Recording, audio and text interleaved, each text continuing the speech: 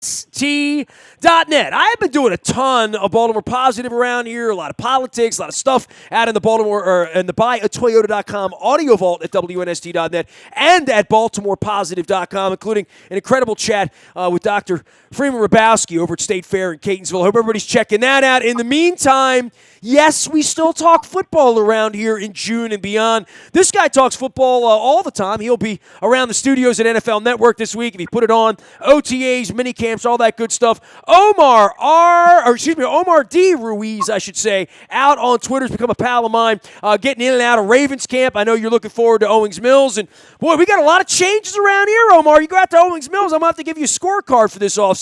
That guy wearing 29 is Earl Thomas, just to let you know. Yeah, 29, Earl Thomas, 44, Marlon Humphrey. I'll give credit to Eric DeCosta. I was one of those pessimists early on in the offseason that said, what in the heck are the Ravens doing? Let all this defensive talent walk out the door off of a number one ranked defense a year ago, and you look at the success that they had in 2018, and it's led by that dynamic defense. They had Lamar Jackson in that ground control running game style that you have to have that dynamic defense to be able to do that. The success there goes hand in hand, and then for them to let those defensive stalwarts walk out the door, I had my head scratching. But Eric DeCosta and that Ravens staff and Steve Bisciotti and John Harbaugh know a whole heck of a lot more than I do, and they've proven, I think, through free agency, through the draft, to fill out that roster the way they've needed it, to evolve that roster around Lamar Jackson. And what I think, Nestor, is preemptively striking for what they expect to see from NFL defenses in 2019. Having several games now of Lamar Jackson on tape to be able to throw at that offense for the Ravens, and for the Ravens, again, to throw in that new offense and, again, preemptively strike against these defenses will be something that'll be exciting to see here as we head into the fall. So you're saying we won't see the old 29 defense and 2 defensive tackles and 9 secondary guys running around with Lamar, right? Like, I mean, look, the Chargers worked with that, and everything they're doing with this offense is about, yeah, we're going to do this, but Lamar has to throw the ball well, right? And Lamar has to read defense as well. And that's where this transition, this leap into the second year, and what they're trying to do with Greg Roman is going to be about, because we do have some nice players. I mean, they picked up some nice pieces here. Tight end, running backs, drafting a wide receiver, signing an offensive line. Yeah, the whole deal. Yonda's back. I mean, this is going to be interesting, but how much he gets hit, for me, is what I want. I don't want him getting hit. I want him improving. I don't want to see him running the ball 15, 20 times a game.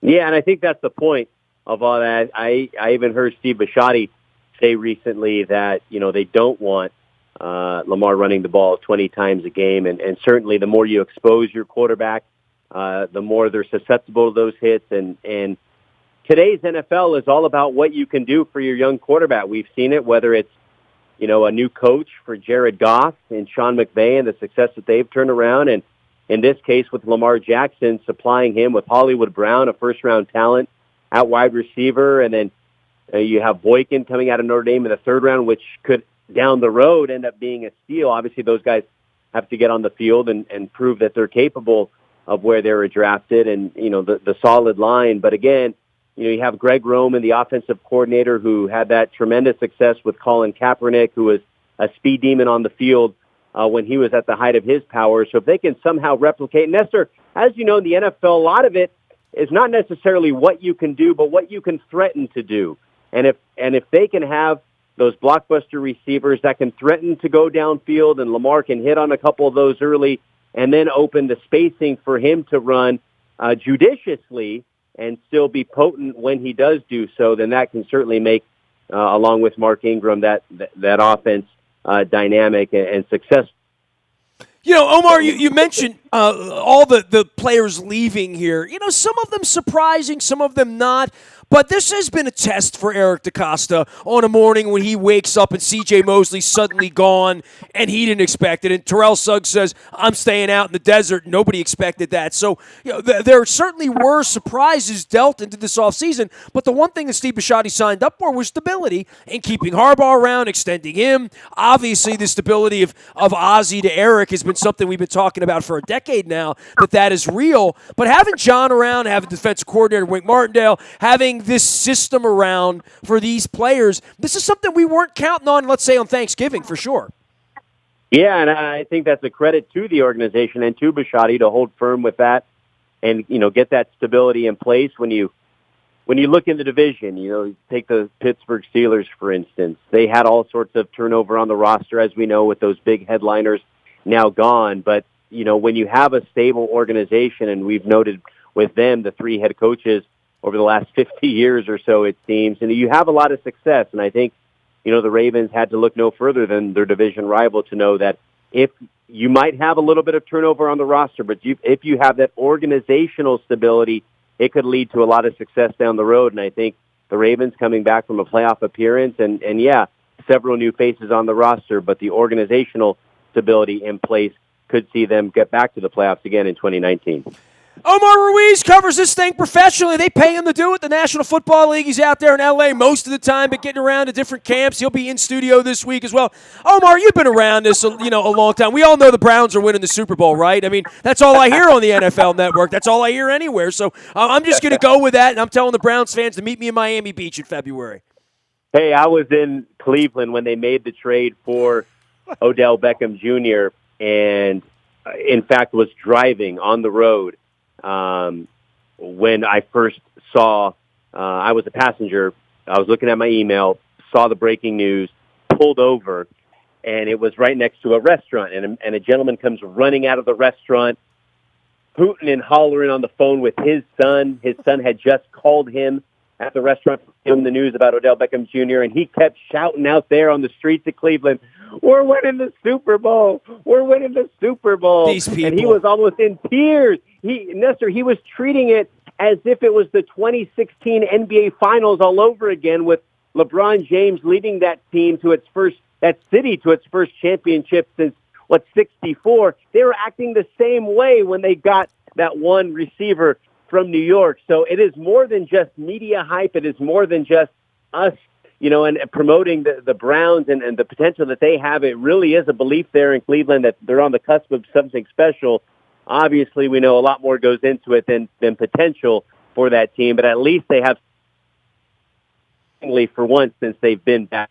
Oh. They've been delusional for a long time in Cleveland. Omar Ruiz joining us here. You can find him out on Twitter at Omar D. Ruiz. He'll be at the NFL Network all week. Look, you're out there with the Rams, and you're out on the West Coast and wandering around. The Rams and the Chargers, for as much as L.A. maybe didn't want teams, all that rolled out, those are 2 very, very credible teams you suddenly have to move from one side of town to the other.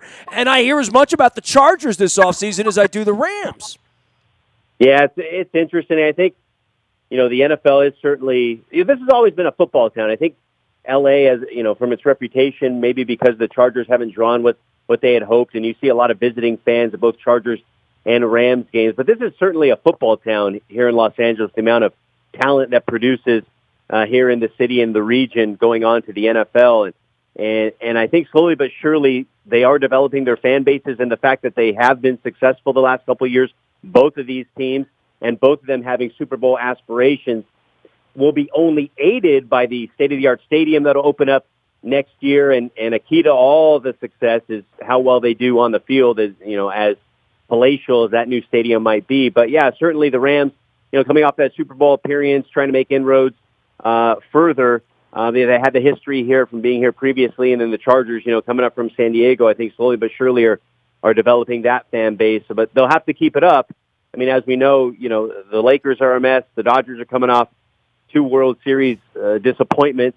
So, the time is ripe for these teams to really dig in and develop that fan base and and should be exciting 2019 for both of these teams. Not as disappointed as I was when I had to cancel my Father's or Mother's Day weekend with the Stones out at the Rose Bowl. So I'm not making it back in August. I got football responsibilities around here. You know that. For you with the offseason and teams on the way up, teams on the way down, and changes around, it is an offseason for change everywhere. Give me a couple places that you're looking and you're going to be talking about here in the offseason as looking for improvement in places outside of Cleveland, which is obvious. Yeah, I would look at the 49ers. I mean, I think the fact that they've hadn't had much success in terms of win-losses, they've been competitive, and by and large, they've done so without a quarterback the last couple of years. Jimmy Garoppolo coming off that knee surgery. They got Tevin Coleman now in the backfield to go along with Jerick McKinnon, who has yet to play a snap for the 49ers after becoming their big-name acquisition a year ago.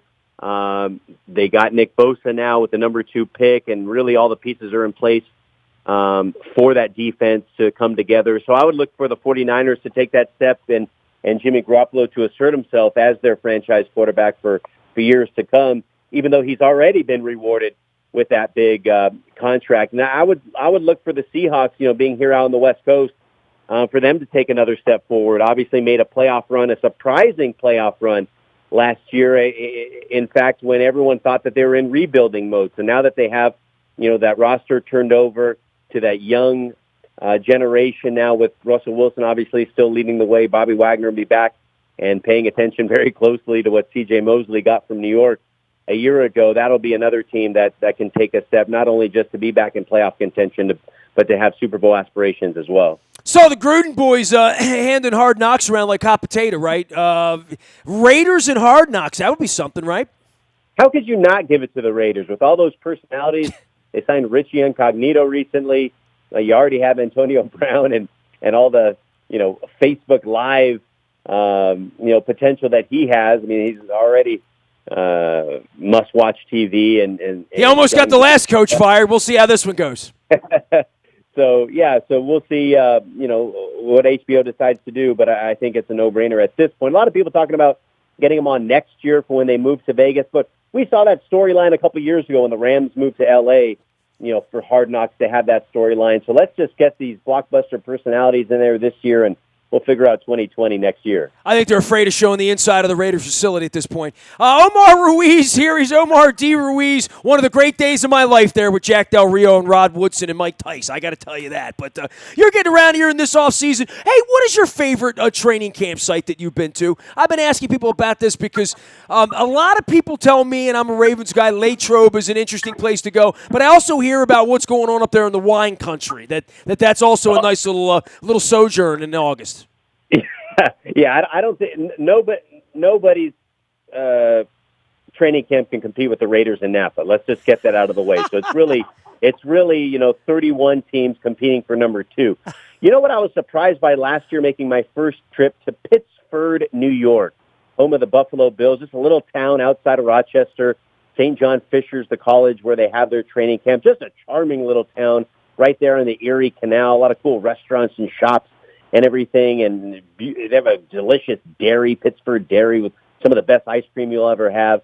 That was certainly, the most surprising and charming little training camp that I visited, in my almost 7 years. I've never heard anybody say that. Charm, let's go to Buffalo. Okay, great. A good idea. We're going to Buffalo. By the way, we play Buffalo in December, so I'm doing a bus trip, and I'm hooking Toronto into this, and I think I'm going to do a trail of the Geddy Lee, Alex Lifeson, Neil Peart, Rush history on Friday, and then we're going to do Niagara Falls on Saturday, and we eat wings and watch football on Sunday. You just hope to God that we're 8-3 by the time we get there. Omar D. Ruiz is the way to find him out on Twitter. He's at NFL Network. You're going to be in studio all week, right?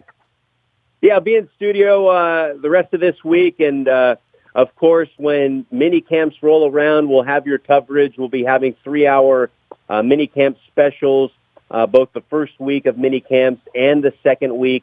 A lot of the teams on the East Coast will be up first, and a lot of West Coast teams will be in that second week. So, yeah, when minicamp starts, make sure to tune in to NFL Network. We'll have every team covered at least a little bit going forward. I won the PSL lottery, and I don't even have a PSL anymore. So, I won the Wednesday practice. So, I appreciate that. Kevin Byrne, thank you very much, everybody out there. Omar D. Ruiz, the way to find him out on Twitter. Always good to see you, man. Let me know when you're in here for a crab cake. I owe you at least one and a nice cold beverage, all right? Hey, that sounds good to me, Nestor. I always appreciate your time, man. NFL Network, the way to find him. He actually listens to NST when he's in town, so I appreciate that. Good to make some friendship with some folks that come in and out and get to all 32 places in the National Football League, and Omar does that. You can find me out in the buyatoyota.com audio vault 24 hours a day from anywhere in the world on your mobile device by downloading the TuneIn Radio app. We come in crystal clear from anywhere in the world on your mobile device, including Los Angeles, California. I've listened myself. The morning newspaper ships digitally to your email inbox at 7 a.m. each and every morning. That's all brought to you by Planet Fitness at planetfitness.com, where it's always $5 down, $10 a month, and you'll get in the best shape of your life. And it's summer. Get in bikini shape like me. Sort of, kind of. Last but never least, breaking news happens first on the WNST Tech Service. That's all brought to you by Coons Ford of Security Boulevard. Dennis Colatzos will be here on Thursday from 3 until 5, driving you home. It is the SSV on WNST and our breaking news service. I am Nestor, nasty at WNST.net finds me. I am on Facebook and Twitter and LinkedIn and Snapchat and streaming live right here on our Facebook Live, as well as our YouTube WNSTV channel. We are WNST.net, AM 1570 at WNST Towson, Baltimore, and we never stop talking Baltimore sports. Might start throwing the pen like Chris Thomas did.